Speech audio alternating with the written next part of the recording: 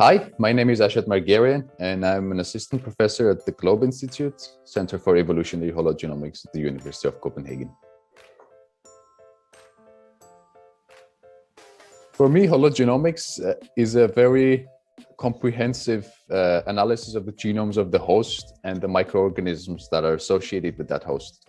And of course, the main idea behind it is to see and analyze how this complicated network of interactions between the host and microorganisms affect their respective genomes to maybe co-evolve together through evolutionary timescales.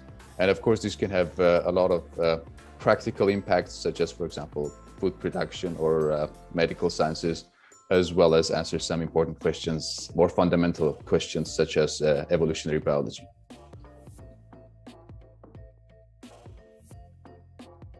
I started working with hologenomics, well, partially with microbiomes and hologenomics during my PhD studies.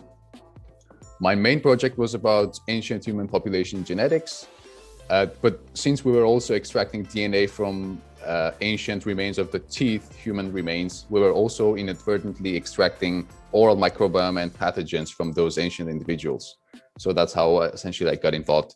And this, I believe, is both the limiting factor as well as the most exciting factor of this ancient study, because, first of all, it's very limited to only the pathogens and oral microbiome that can actually survive 1,000 years.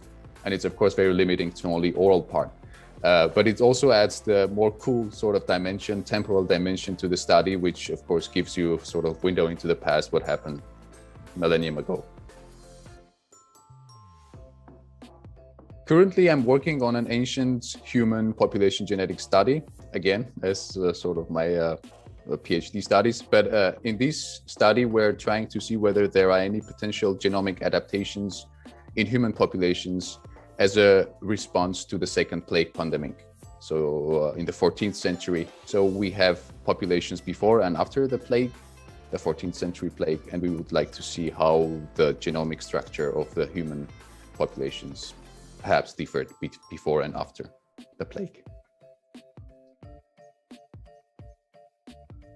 My current approach is more planned, I would say, in the sense that I have this hologenomic aspect in mind when I plan and study and take samples from different various organisms, because previously when I worked with single organisms, I was focused mostly on the host organism, but now whatever is possible, I take samples from, for example, oral or gut microbia, to have this hologenomic aspect in mind, to have a more complete picture with the host, together with the host genomes.